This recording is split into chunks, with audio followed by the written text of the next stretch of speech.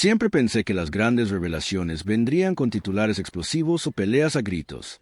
Pero en mi vida comenzó con algo trivial, un pequeño trozo de papel de aluminio en la alfombra del baño. Ese destello captó mi atención en el momento en que entré. Había dejado las luces apagadas y solo un fino rayo de sol matutino se extendía por el suelo. Recuerdo que me detuve preocupado por pisar algo afilado. Valeria, mi esposa, no había mencionado haber tirado nada, pero no sería la primera vez que un objeto pequeño terminaba en el lugar equivocado. Cuando me agaché, me di cuenta de que el destello venía de un círculo de aluminio del tamaño de la punta de mi meñique. Me resultaba familiar, el tipo de respaldo que queda cuando empujas una pastilla de un blister. Un lado estaba en blanco, pero el otro decía martes. Ese detalle me hizo pausar. Hoy era miércoles, lo que significaba que ese papel de aluminio debería haber cubierto la pastilla del martes. Yo no tomaba ningún medicamento con receta. A mis 45 años estaba sano y no tomaba nada más allá de la aspirina ocasional. Valeria, que yo supiera, tampoco tomaba ningún medicamento. Los dos habíamos tenido revisiones recientes y nos habían dicho que estábamos en perfecta forma. Entonces, ¿por qué habría un círculo de aluminio etiquetado martes en el suelo de nuestro baño? Intenté descartarlo como un trozo de embalaje extraviado. Quizás habíamos tirado algo sin darnos cuenta. Sin embargo, un pequeño nudo de preocupación se apretó en mi estómago. Las únicas pastillas diarias que solíamos tener en casa eran los anticonceptivos de Valeria. Eso fue hace unos años, antes de que yo me hiciera una vasectomía. El procedimiento surgió cuando decidimos no tener más hijos. Ella había estado tomando la píldora durante años, pero eventualmente cambiamos a la ruta permanente de mi vasectomía. Después, ella supuestamente dejó de tomar anticonceptivos por completo, pero ahora sostenía el aluminio del martes de un blister de pastillas diarias. Un escalofrío me recorrió. Si todavía estaba tomando la píldora, solo podía significar una cosa. Estaba preocupada por quedarse embarazada. Y si estaba preocupada por el embarazo, eso significaba que la vasectomía que yo tenía no era suficiente o que estaba durmiendo con otra persona. En el pasado, quizás le habría preguntado directamente, pero algo instintivo me dijo que investigara antes de confrontarla.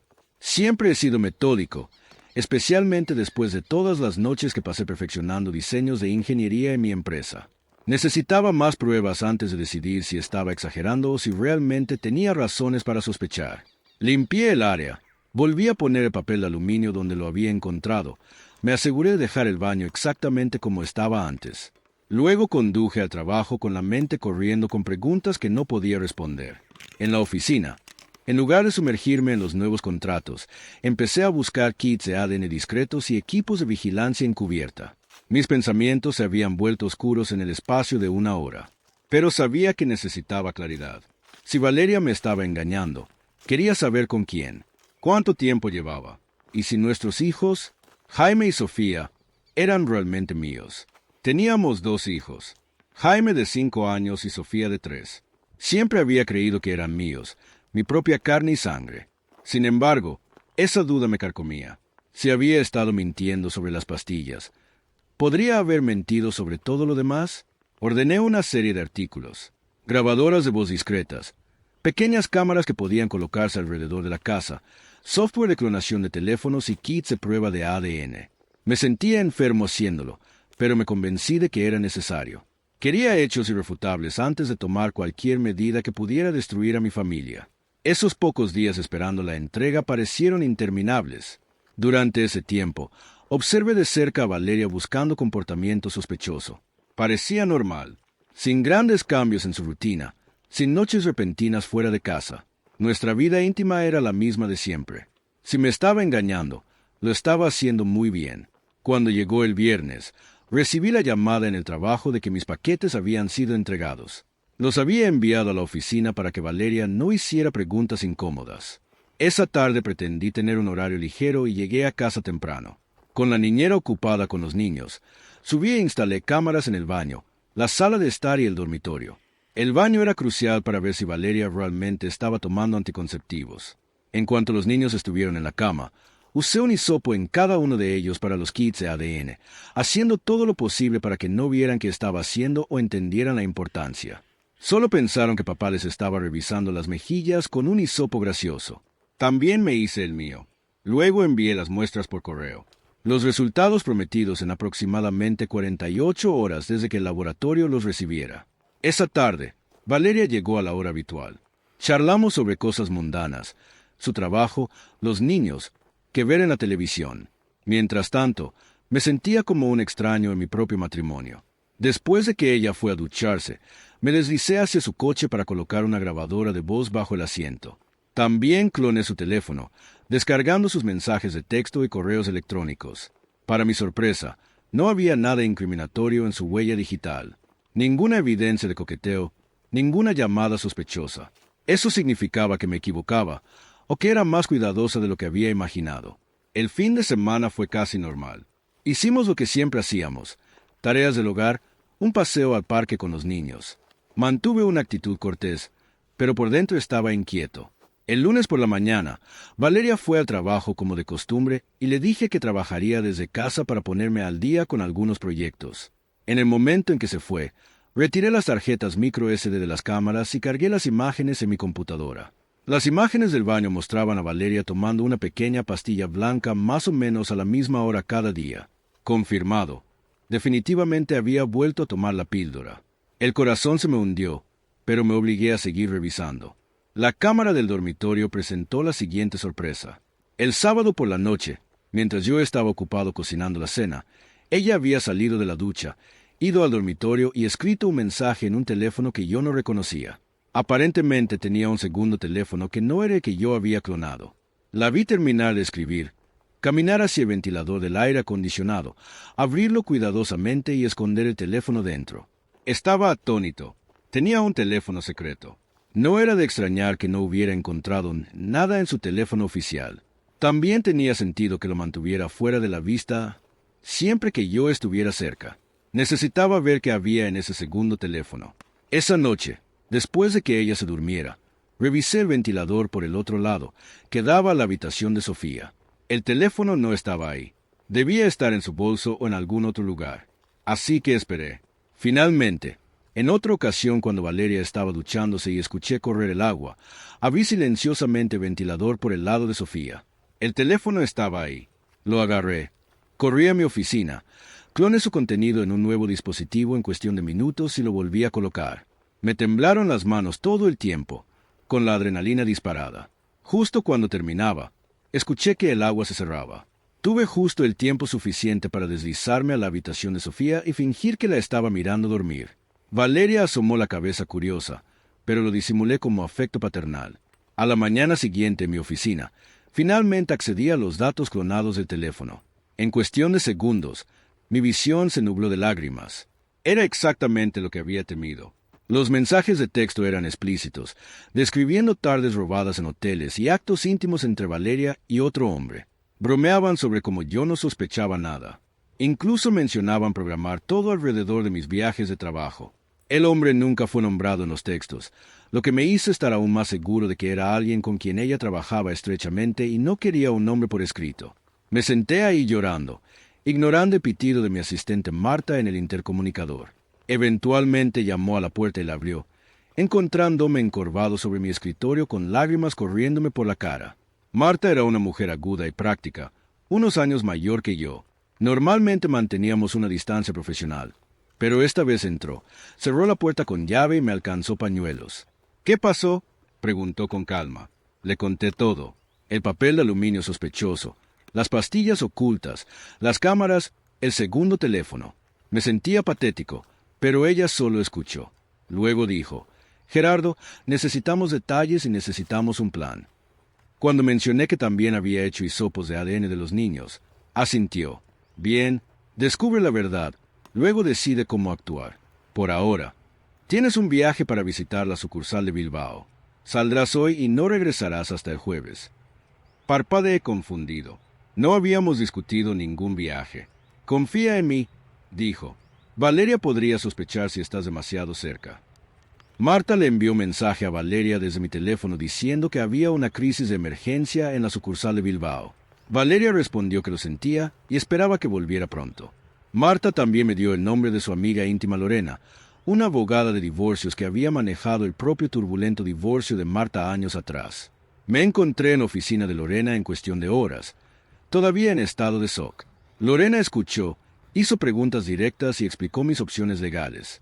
No hacer nada. Presentar un divorcio amistoso. O ir al máximo con una presentación de adulterio que destruiría el mundo de Valeria y cortaría sus reclamaciones sobre mis activos. Consideré cada opción cuidadosamente. No hacer nada, imposible. Estaba furioso. Presentar amistosamente, ¿por qué debería renunciar a la mitad de todo lo que había construido, especialmente si los niños no eran míos? Quiero la opción nuclear, dije, escuchando temblar mi propia voz de rabia. Lorena asintió. Muy bien. Primero reuniremos más evidencia. Para eso, necesito el teléfono que clonaste para poder construir un caso sólido. Se lo entregué sin dudarlo. Marta me llevó entonces a un hotel modesto, diciéndome que me duchara, pidiera comida al cuarto y que no tocara el minibar. Necesito que estés alerta, insistió.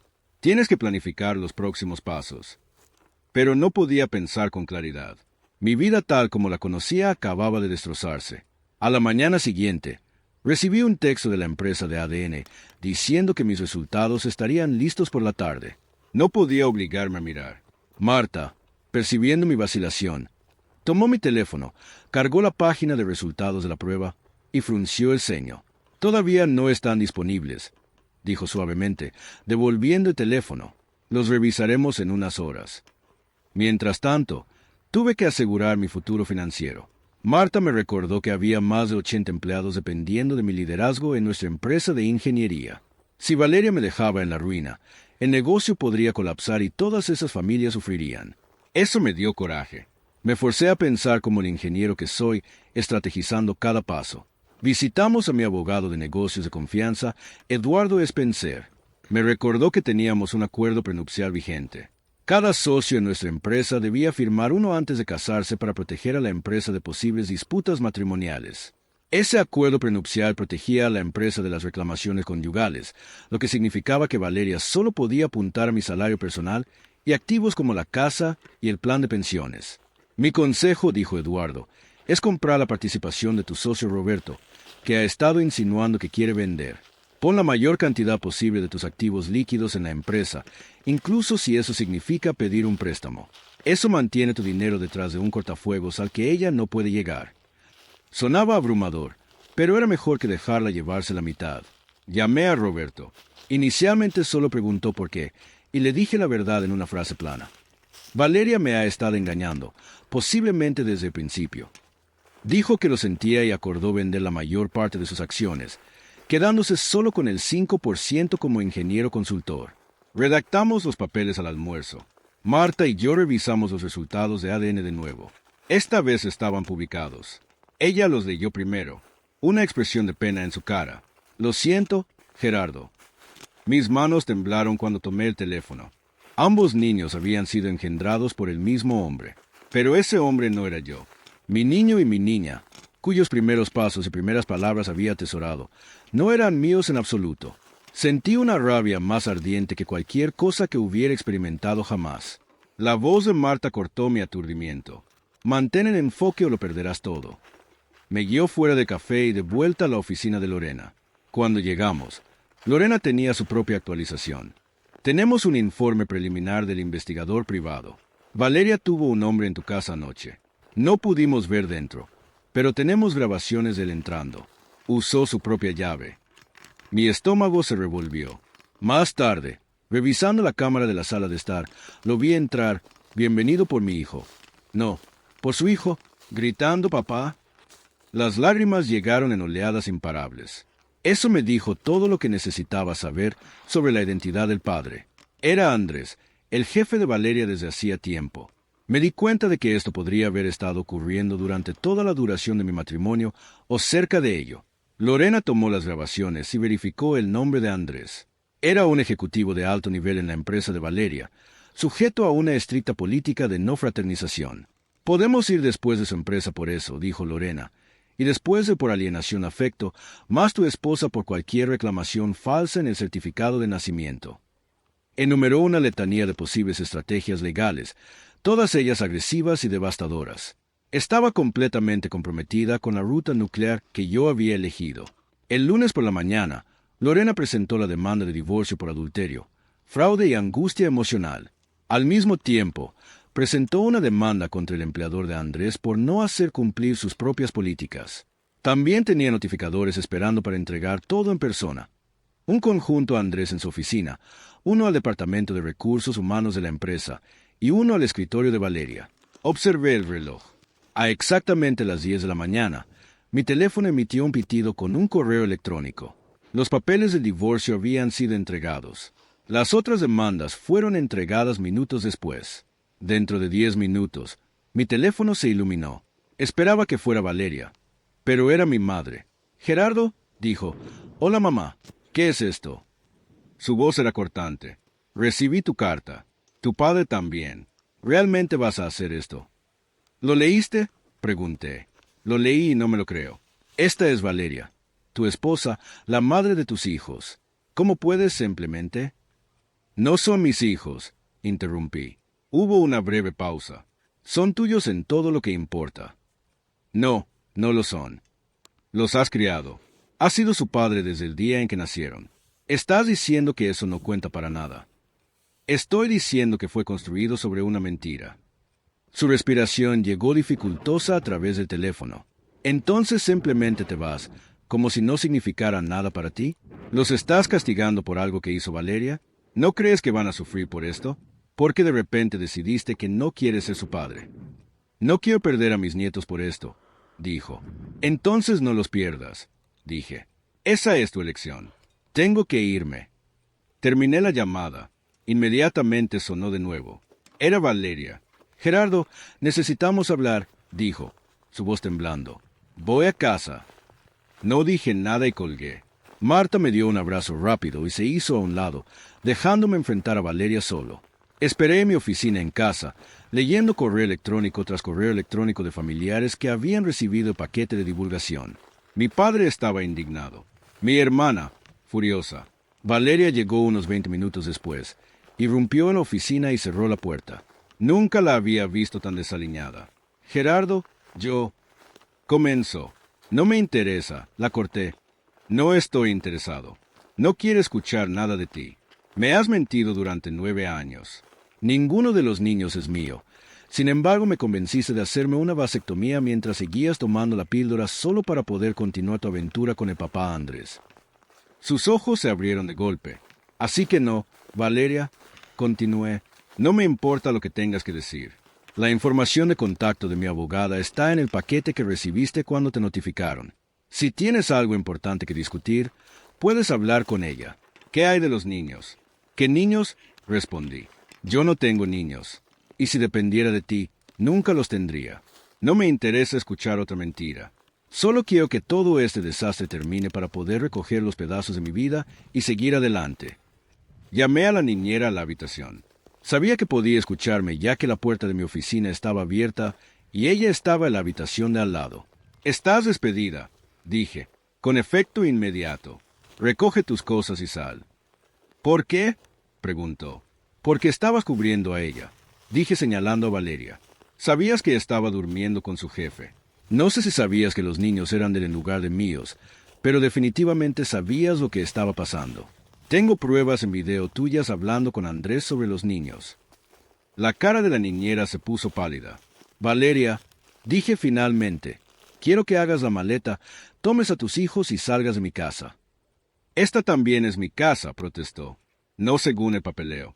Está a mi nombre únicamente hasta que los tribunales digan lo contrario. Sal de aquí». Se sobresaltó ante mi grito. Jaime entró. «Mami», dijo, «Sofía se cayó». Valeria, con cara de shock y lágrimas, se levantó y fue a atender a su hija. Cerré la puerta de mi oficina y me quedé dentro mientras recogía sus cosas. Unos minutos después regresó con Sofía en brazos. «¿Vas a despedirte de...?» «Ni siquiera lo digas», la corté. «Ella no es mi hija y él no es mi hijo. Llévalos con el papá Andrés y deja que él cuide a sus propios hijos. No tienen nada que ver conmigo». «Gerardo, sal». En cuanto se fue, me derrumbé por completo. Un momento después, Marta se deslizó en la casa, habiendo esperado cerca por si perdía el control. Me sostuvo mientras lloraba, su presencia extrañamente calmante. Escuchamos el coche alejarse. Mi teléfono vibró continuamente, pero lo ignoré. Unas horas después, Recibí un correo electrónico de que Valeria había solicitado una orden de alejamiento contra mí, alegando daño emocional. La orden me prohibía entrar a mi propia casa hasta una audiencia judicial. Era un movimiento malicioso, sin duda orquestado por su abogado para mostrarle al juez que estaba en peligro. Pero Lorena ya estaba en ello, señalando que yo era quien había instalado las cámaras, reunido evidencia y descubierto el fraude. El juez pronto la anuló. Valeria se mudó con sus padres. Mientras tanto, Andrés perdió su trabajo cuando la empresa se dio cuenta de que había violado flagrantemente su política de no fraternización con una subordinada y engendrado 2 hijos con ella. Las demandas volaron en todas direcciones. Al final, el empleador de Andrés llegó a un acuerdo conmigo por una suma sustancial. El propio Andrés tuvo que llegar a un acuerdo por alienación de afecto, pagándome una cantidad que me ayudaría a reembolsar el préstamo del fondo de pensiones. Estaba entumecido para la mayor parte de todo ello. Mi verdadero sufrimiento fue perder a Jaime y Sofía, a quienes todavía amaba pero me negaba a ver porque no podía soportar el dolor. Quizás eso me hacía cobarde. Pero cada vez que pensaba en esos niños, veía la cara de Andrés. Valeria los usaba como palanca emocional, suplicándome que siguiera en sus vidas. Pero no estaba listo. Las semanas se convirtieron en un mes. Vendí la casa, acepté una pérdida y seguí adelante. No tenía apetito para vivir en el lugar que se había convertido en un escenario de traición. Me quedé temporalmente en el cuarto libre de Marta. El día que se finalizó el divorcio, estaba en mi escritorio. Recibí el sobreoficial, lo abrí y encontré el decreto final. Era libre de Valeria, legalmente separado del matrimonio. Sentí una mezcla de alivio y tristeza. Sonó el teléfono. Lo cogí. «Gerardo», dijo Marta, «Andrés falleció. Su esposa lo encontró con Valeria otra vez y lo mató». Me quedé mirando el teléfono, conmocionado. Me di cuenta con una sombría ironía de que Andrés nunca podría criar a los 2 hijos que había engendrado a mis espaldas. No estaba seguro de si eso era justicia o más tragedia. Pero no voy a mentir, no sentí ninguna pena. Marta entró a mi oficina 1 minuto después con un sobre en la mano. «Esto también llegó para ti. Parece la liquidación final de la parte de Andrés». Vi el cheque, una cantidad que me ayudaría a cubrir completamente mi préstamo. Me había vuelto verdaderamente libre de cualquier deuda pendiente. Exhalé, recostándome en mi silla, sin saber cómo sentirme. Mi matrimonio había terminado. Mis ilusiones sobre la paternidad, destruidas. El hombre que engendró a esos niños, muerto. Y ahora era financieramente seguro en un giro retorcido del destino. Marta cerró la puerta de mi oficina, se acercó y me besó. Firme, apasionadamente, sin vacilación. Cuando se apartó, me di cuenta de que mi corazón latía por una razón completamente nueva. Sonrió ante mi reacción atónita. «Durante 9 años me he ocupado de ti», dijo suavemente. «Eres el hombre más decente que he conocido, y nunca cruzaste una línea conmigo, ni siquiera cuando estabas en lo más bajo. He esperado mucho tiempo, Gerardo. Si me lo permites, quiero mostrarte que no todas las mujeres mienten y no todas las relaciones terminan en sufrimiento». Repasé todas nuestras interacciones a lo largo de los años. La tranquila profesionalidad, su protección, su disposición inquebrantable a luchar por mí una vez que salió la verdad. Quizás había estado ciego, demasiado ocupado con mi matrimonio para ver a alguien que genuinamente se preocupaba. También recordé que una reversión de la vasectomía tenía alta tasa de éxito, y sentí un destello de esperanza. La paternidad no estaba fuera de la mesa para mí para siempre. Sonreí a Marta, todavía temblando de su beso. Le hice una pregunta simple, y salió con un filo crudo que casi me hizo reír. «¿Cuántos hijos crees que deberíamos tener?» Sonrió ampliamente. «Al menos 2», dijo, sus ojos cálidos. «Pero primero veamos a dónde nos lleva esto». En ese momento me di cuenta de que mi vida había sido vuelta al revés, y sin embargo, de alguna manera, un nuevo capítulo se estaba abriendo. Mi futuro era incierto, pero por primera vez en meses no me sentía atrapado. Había conseguido mi cierre, legal, emocional y personal. Una parte de mí siempre sentiría el dolor por los niños que una vez creí míos. Sin embargo, también entendía que tenía la oportunidad de reconstruir.